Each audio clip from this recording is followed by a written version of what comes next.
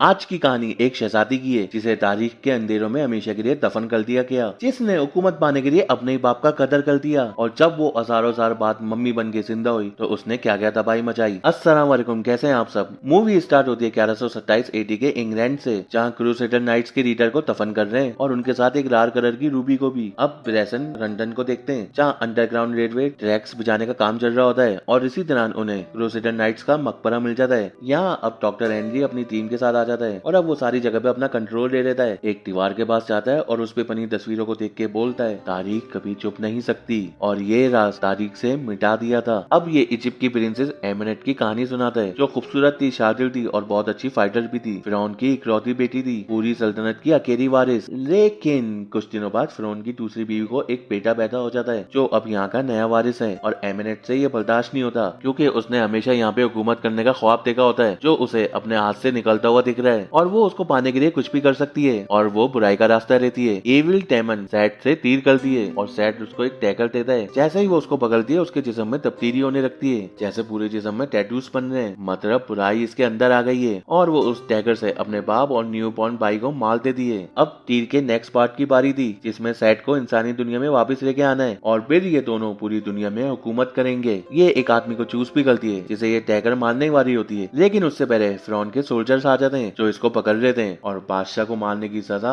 इसको जिंदा मम्मी बना के ताबूत में बंद करके दफना देते हैं, वो भी इजिप्ट से बहुत दूर, ताकि किसी को भी इसके बारे में पता ना चल सके और यह तारीख में हमेशा के लिए गायब हो जाए। अब हम प्रेजेंट टाइम के इराक पे आते हैं, जहाँ निक और उसका दोस्त क्रिस होता है। ये यूएस सोल्जर है और निक के पास एक मैप भी था, जो इसी जगह का था। उसके मुताबिक यहाँ पे बहुत सारा खजाना है और ये दोनों उसको लेने के लिए इस विलेज के अंदर चले जाते हैं, जहाँ इन पे हमला हो जाता है और क्रिस जान बचाने के लिए हेल्प मंगा लेता है। तो बाकी सोल्जर इन दोनों को बचाते हैं। यहाँ एक धमाका होता है, जिससे एक और बंदा है और यहाँ पे एक मकबरा था। अब कर्नल इन दोनों को सुनाता है, क्योंकि इन दोनों को ऑर्डर मिला था कि गांव से बहुत दूर से नजर रखनी है। यहाँ एक आर्कोलॉजिस्ट भी आती है, जेनिफर उर्फ जेनी, जो निक को एक थप्पड़ मारती है, क्योंकि 3 दिन पहले निक जेनी के साथ रात रंगीन कर रहा था और ये उसका मैप चोरी करके भाग गया था। अब जेनी भी मकबरे को देखती है और कर्नल से कहती है इसको चेक करना होगा, क्योंकि हो सकता है अंदर बहुत सारा कीमती सामान हो। तो कर्नल उसको 2 घंटों का टाइम देता है और निक और क्रिस को भी साथ नीचे ले जाने का ऑर्डर देता है। ये तीनों नीचे पहुंचते हैं और निक के हाथ पे एक ड्रॉप गिरती है, जो मरकरी थी। तो जेनी बता दिए ये लोग मरकरी यूज करते थे ताकि इविल पावर दूर रहे। ये मरकरी जमीन पे गिर रही होती है और एक कुएं में जाके जमा हो रही होती है, जिसके इर्द गिर्द 6 सुबाइयों की मुल्टियां थी, जिनकी डायरेक्शन कुएं की तरफ थी। इधर खजाना भी था, जो निक और क्रिस जमा करने रखते हैं। जेनी नोट करती है कि कुएं में जो रस्सियां हैं वो किसी चीज को ऊपर लाने के बजाय बल्कि नीचे रखने के लिए। तो वो समझ जाती है ये मकबरा नहीं है, किसी का चेयर है। और निक एक रोप पे कोरी चलाता है तो वो टूट जाती है। तो ऊपर से एक परी चीज नीचे आती है और अंदर से एक ताबूत बाहर आता है। ये एमिनेट का ताबूत था और इसके साथ हजारों मकड़ियां भी आ जाती है। एक तो क्रिस को काट भी देती है। निक ताबूत को देख रहा होता है और उसके विजन में चला जाता है और खुद को रेगिस्तान में देखता है, जहाँ उसके पास एमिनेट आती है, जो कहती है तुमने मुझे आजाद किया है और मैंने तुम्हें चूज कर लिया है। जेनी निक को होश में लेके आती है और ये ताबूत लेके बाहर आते हैं और यहाँ पे काफी कौवे भी आ जाते हैं और तूफान भी। ये प्लेन में लेके ताबूत को लेके जाने रखते हैं और क्रिस की मकड़ी काटने की वजह से हालत बहुत खराब हो जाती है। वो पुसैस हालत में आ जाता है और ताबूत को कोड़ने लगता है। कर्नल मना करते हैं तो वो उनको ही स्टेप करके मार देता है और बाकी सब पे भी हमला करने के लिए आता है। निक उसको मना करता है, लेकिन वो मानता नहीं है, तो निक उसको शूट कर देता है। अब बहुत सारे कौवे प्लेन पे हमला कर देते हैं, जिसपे पायलट भी मर जाते हैं और प्लेन क्रैश होने लगता है। तो निक जेनी को पैराशूट बना के यहाँ से बाहर निकाल देता है और खुद प्लेन क्रैश में मर जाता है। अब जेनी एक मुल्ता खाने में आई थी, जिसे प्लेन क्रैश में डेड बॉडीज को बचाने के लिए बुलाया था।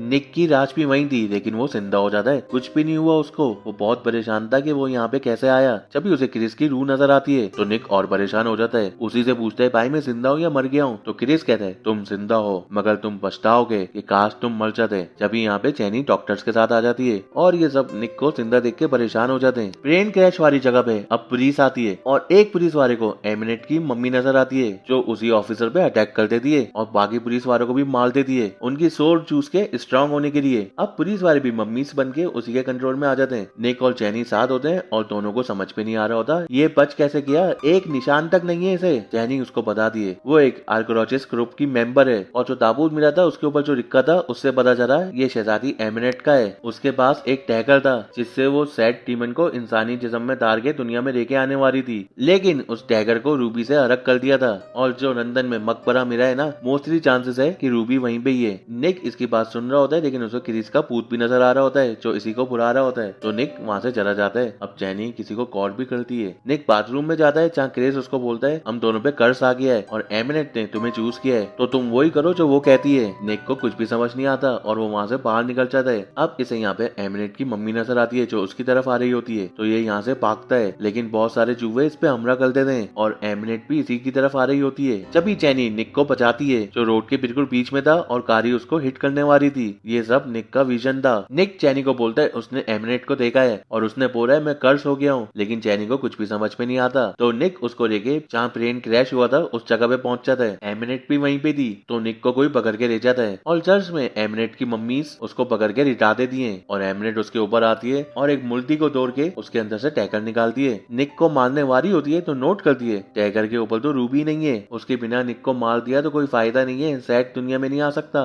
तभी चैनी भी चर्च के अंदर आ जाती है और ये सब देख के उसकी हालत खराब हो जाती है। एमिनेट चैनी को मारने जाती है तो निक मम्मी से जान बचा के टैकर उठा के एमिनेट के अंदर ही घुसा देता है और चैनी को लेके यहाँ से भाग जाता है। ये एम्बुलेंस लेके यहाँ से निकलता है लेकिन वापस उसी जगह पे आ जाता है क्योंकि एमिनेट ने निक के माइंड को कंट्रोल किया हुआ है। मम्मीज आती है उन पे हमला करती है और इस अफरा तफरी में उनकी एम्बुलेंस उलट जाती है। अब सामने से एमिनेट इनकी तरफ आने लगती है तो निक उसको रोकने के लिए चाहता है तो वो उसको उठा के ऐसा दूर फेंकती है ना और चैनी को मारने वाली होती है, लेकिन उसके ग्रुप के लोग यहाँ पे आ जाते हैं और एमिनेट को पकड़ लेते हैं। ये सब अब लंदन आते हैं और निक की मुलाकात डॉक्टर हेनरी से होती है जो अपने काम के बारे में बताते हैं कि वो इस दुनिया से इस तरह की बुराइयों को खत्म करते हैं और वो खुद भी किसी चीज से पोसेस हुए हुए इंजेक्शन लगा के खुद को सही करते हैं। अब निक को एमिनेट के पास लेके जाते हैं जहाँ एमिनेट को उन्होंने बांधा हुआ है और उसके जिस्म में मरकरी डालने ताकि वो जम जाए और उसको काट पीट के ये रिसर्च कर पाए और ये बताते हैं कि चैनी भी उनके लिए काम करती है और तुम कर्स हो चुके हो। तो एमिनेट भी निक को बोलती है मैंने तुम्हें चूज किया है, तुम बच नहीं सकते। फिर वो निक को अपने विजन में लेके जाती है और बताती है तुम मेरा साथ दो,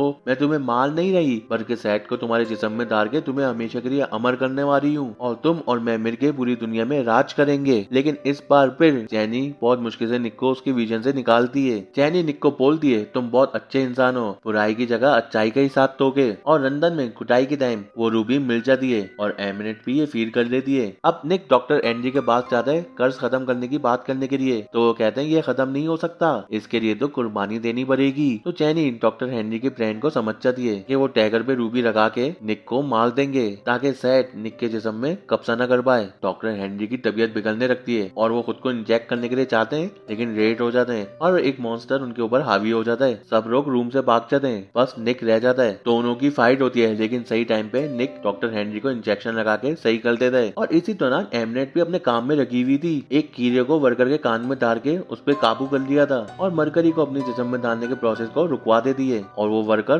पूरे सिस्टम को तबाह भी कर देता है और जो मरकरी एमिनेट के अंदर थी वो उसको निकाल देती है। अब चैनी निक के पास आती है और उसको कहती है हम वो उस रूबी को ढूंढेंगे और उसको तोड़ देंगे, जब वो रहेगा ही नहीं तो कर्ज खत्म हो जाएगा और सैड भी तुम्हारे अंदर नहीं आ पाएगा। ये दोनों वहाँ से भागते हैं और एमिनेट भी आजाद हो जाती है और लोगों को मार के अपने आप को स्ट्रॉन्ग कर रही होती है। डॉक्टर हेनरी की टीम रूबी को बॉक्स में डाल के पूरे एरिया को रॉक कर देती है क्योंकि एमिनेट टैगर लेके उनकी तरफ ही आ रही है जो पूरे लंदन में इजिप्ट की रेड का तूफान लेके आ जाती है जिसपे निक और चैनी भी बस जाते हैं। तो क्रिस निक को दिखता है जो बोलता है मेरे साथ चलो, उसको पता है रूबी किधर है तो निक उसके साथ चला जाता है और एमिनेट अपनी पावर से क्रूसेडर नाइट्स की बॉडी को जिंदा कर देती है जो लोगों पे हमला करके सबको मार देते हैं। क्रिस निक को बोलता है तुम्हें मैं रूबी तक लेके जाऊंगा और तुम्हें एमिनेट के हवाले कर दूंगा और फिर मैं आजाद हो जाऊंगा। मतलब ये निक के साथ नहीं है बल्कि एमिनेट की मदद करवा रहा है। तो निक ये समझ जाता है और इधर से भाग जाता है। अब उसके पीछे भी मम्मी से रख गई। वहाँ चैनी भी निक को ढूंढते हुए टनल के अंदर आ जाती है और एक मम्मी का शिकार होने वाली होती है कि निक उसको बचा लेता है और दोनों इधर से भागने लगते हैं। एमिनेट भी मकबरे में आ जाती है जहाँ उसको वो रूबी मिल जाती है और वो उस टैकर पे लगा देती है। निक और चैनी पे एक मम्मी हमला कर देती है और दोनों को पानी में गिरा देती है। निक उसको मारता है, दोनों पानी से ऊपर आते हैं। तो निक देखते है एमिनेट चैनी के पीछे है और वो चैनी को पकड़ के पानी के अंदर लेके चली जाती है और निक भी उसके पीछे रखता है। लेकिन पानी के अंदर भी बहुत सारी मम्मीज थी जो निक के पीछे रख जाती है। निक को चैनी दिखती है तो निक मम्मीज से जान बचा के चैनी को लेके पानी से बाहर आता है, लेकिन अब तक चैनी पानी में डूब के मर गई थी और ये देख के निक रोने लगता है। एमिनेट भी यहाँ पे आती है और उसको अपनी बातों में फंसाने लगती है, लेकिन निक उसको मारने के लिए चाहता है तो वो निक को दूर फेंकती है और कहती है तुम्हारे अंदर सेट की पावर आ जाएगी, हम एक हो जाएंगे।